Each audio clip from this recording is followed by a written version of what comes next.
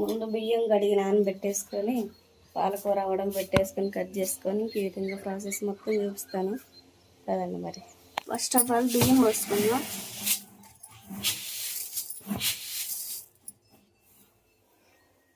బియ్యం పోసుకొని శుభ్రం కడిగి నానబెట్టేసుకోవాలి. బియ్యం అయితే నానుతూ ఉంటాయి. స్టవ్ ఆన్ చేసుకొని బండిలో వాటర్ పోసేసుకున్నాం. బండిలో వాటర్ పోసుకొని పాలకూర అనేది ఉడకబెట్టేసుకోవాలి. ఈలోపు అల్లం చిన్నులపాయ అయితే నూరేసుకున్నాం. అల్లం చిన్నులపాయ నూరేసుకున్నాం. వాటర్ అయితే మన బాగా మరుగుతూ ఉన్నాయి కదా. పాలకూర అయితే మనకు చాలా ఫ్రెష్గా ఉంది. పాలకూర వేసుకొని ఉడకబెట్టేసుకోవాలి.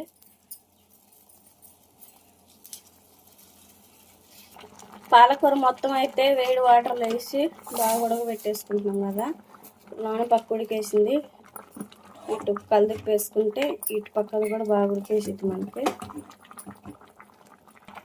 పాలకూర అనేది మనకి బాగా ఉడికింది కదా.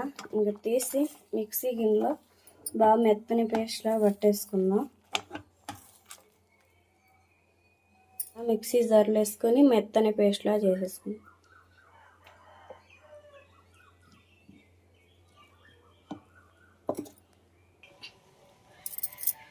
మనకి పాలకూర పళ్ళలోకి మొత్తం అయితే రెడీ చేసేసుకున్నాను. నూనె అయితే బాగా వేడైంది. కట్ల పొయ్యి మీద గనగన మండుతూ ఉందన్నమాట.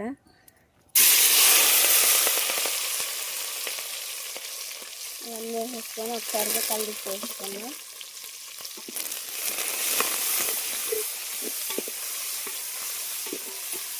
మొత్తం బాగా పచ్చివాసన దాంత వరకు బాగా ఫ్రై చేసుకున్నాం. ఈలోపు మనం పాలకూర అనేది మిక్సీ పట్టేసుకున్నాం. చల్లారిపోయి ఉండిద్ది. మనకైతే పాలకూర మొత్తం అయితే మిక్సీ పట్టేస్తాను కదా. అది మొత్తం అయితే బాగా వేగింది. మిక్సీ పట్టేసుకున్న పాలకూర వేసుకున్నాం. పాలకూర అనేది బాగా ఉడికేంత వరకు కలిపి వేసుకున్నాం.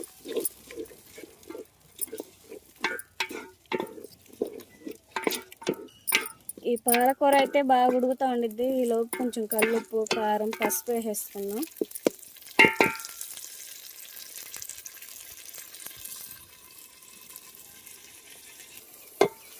పాలకూర అయితే బాగా ఉడుకుతూ ఉంది కదా. కల్లుప్పు, కారం, పసుపు వేసేసుకున్నాం.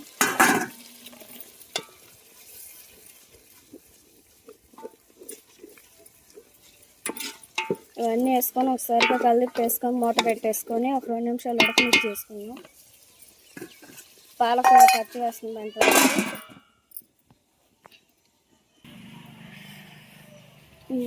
గుడ్లు నీళ్ళు తిరుగుతున్నాయి పక్కింద.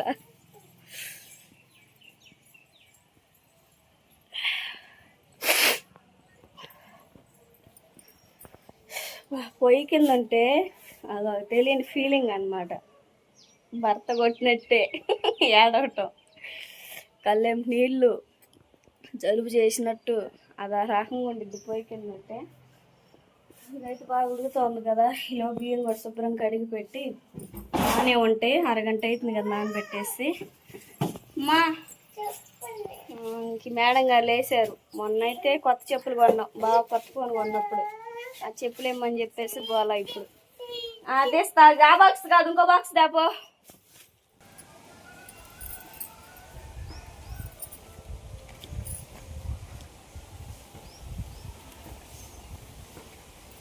మొత్తం అయితే బాగా ఉడికింది కదా. బియ్యం వేసేసుకున్నాం. బియ్యం వేసుకున్న తర్వాత ఎసురు వాటర్ వేసుకోవచ్చు.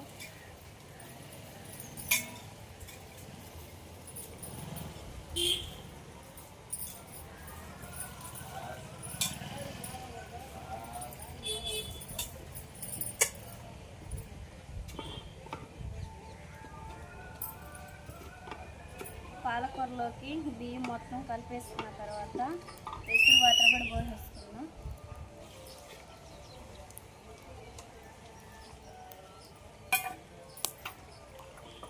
ఎసురు వాటర్ కూడా పోసేసాను. ఒక 5 నిమిషాల్లో మనకు రైస్ ఉడికిపోయింది. మూత పెట్టేసుకొని ఒక మంట తగిలించేసుకున్నాం.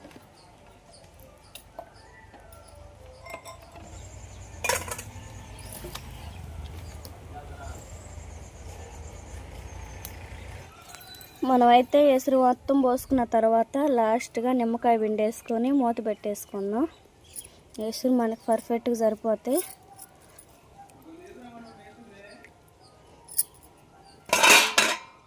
మూత పెట్టేసుకుందాం. స్టవ్ ఆన్ చేసుకొని కడాయి పెట్టేసుకొని ఆయిల్ పోసేసుకుందాం గోంగూర కర్రీలోకి. పలావ్ అయితే మనకైతే బాగా దగ్గర పడింది. నీరు మొత్తం దిగేయాలి. పొంగు వచ్చేసింది అనమాట. అంతలో కుడుగుతోంది. లోపు గోంగూర వట్టి తునుకుల కర్రీ కూడా చేసేస్తాం. ఆయిల్ పోసేసుకుందాం. ఆయిల్ అయితే బాగా వేడైంది కదా. వట్టి తునుకులు, టమాటా, అల్లం వేసి పచ్చడి వేసుకున్నాం. మొత్తం బాగా వేగేంత వరకు, ఉడికేంత వరకు కలుపు వేసుకుంటూ ఉండాలి. కొంచెం కల్లుప్పు వేసేసుకున్నాం. కల్లుప్పు వేసిన తర్వాత పసుపు కూడా వేసుకొని వచ్చారుగా కలుపు వేసుకున్నాం. ఈ విధంగా కల్లుప్పు వేసిన తర్వాత మూత పెట్టేసుకొని మిక్స్ చేసుకున్నాం. టమాటా కూర అయితే మనకు బాగా ఉడుకుతూ ఉంది కదా. కారం వేసుకొని కల్లుప్పు వేసుకున్నాం. కారం వేసుకొని ఒకసారి మనం గోంగూర కూడా పెట్టేసుకుంటే మన గోంగూర కూడా ఉడికేసింది. పిల్లలకి స్కూల్ టైము దగ్గరకు వచ్చేసింది. స్కూల్ టైం అయితే అయింది. గోంగూర కూడా పెట్టేసుకుందాం.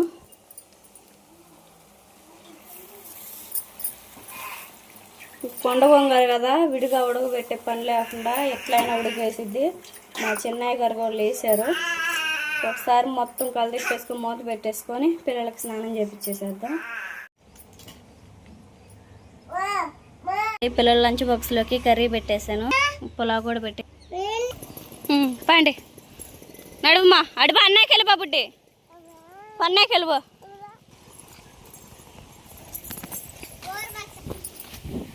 కడుపు నిండా పెట్టేశాను. క్యారేజీ కూడా పెట్టేసి పెద్ద అబ్బాయి బుక్స్ ఉండి వెళ్ళిపోతుంటే నేను తగిలించుకున్నాను బ్యాగు. ఇంకా బస్ వస్తే పిల్లల్ని పంపించేయాలి. బావ కూడా లేడు.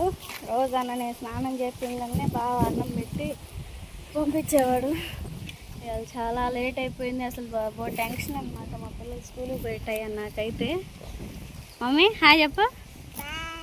ఇప్పుడు దా ఫ్రెండ్స్ అమ్మ ఏడ్చింది.